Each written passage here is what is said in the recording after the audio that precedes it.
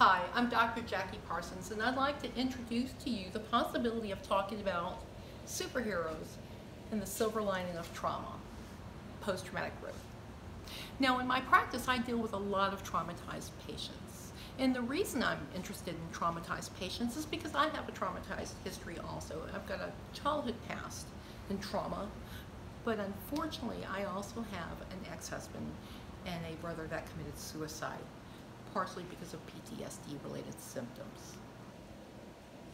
Here's the deal. When we talk about trauma, life-changing, suddenly onset events that we have no control over, people freak out, and rightfully so. But as healthcare providers and in the media, we talk about PTSD, post-traumatic stress disorder. And I'm grateful we're talking about that. Up to 8% of the general population has PTSD.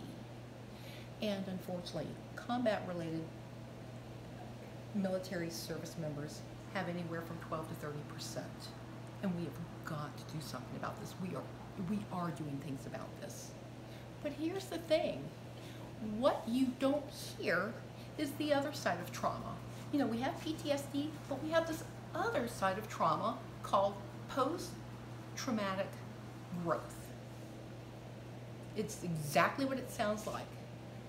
People grow from traumatic events. You ever heard of Nietzsche? What doesn't kill you makes you stronger? I said that to a client recently. Her comment was, well, I'm waiting for my cape and my superhero powers. And she's right. Because with trauma and the possibility of experiencing post-traumatic growth, which, by the way, over half of combat-related veterans that do experience PTSD also experience post-traumatic growth. Please realize you can experience PTSD, you can experience post-traumatic growth separately, or you can experience them together. But people experience post-traumatic growth actually benefiting and thriving from trauma versus being stuck and frozen in the memories. You know who else survives trauma and does great things? Well, my client kind of hinted at it just a little while ago, and that is superheroes. You ever heard of Batman? Well, Batman in the late 1930s came about because the story goes, his parents were killed in front of him when they were coming back from the movies, and at their death scene, Bruce Wayne said, I will avenge your deaths, I will do good things for the community and protect the community from criminals. Superman, 1938, DC Comics. That was Detective Comics. He talked about, he came from another planet. The planet blew up, his parents, biological parents were there.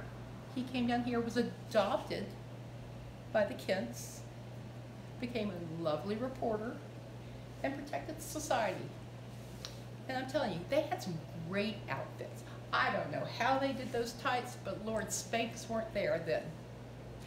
And in the early 1940s, there was a character called the Green Lantern that was re-envisioned in 2012.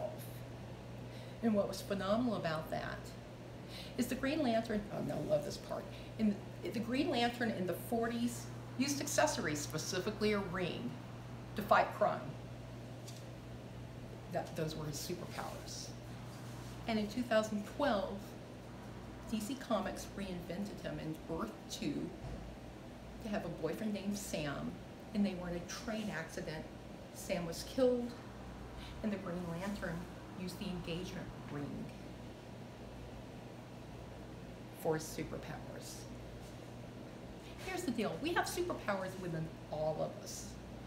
Those that experience trauma, and it's about 75% of the general population, we have superpowers. We don't have to go to the negative. We don't have to have negative coping mechanisms and be frozen in trauma. We can grow from post-traumatic growth. And that's what I'd like to talk about. And thank you for this opportunity.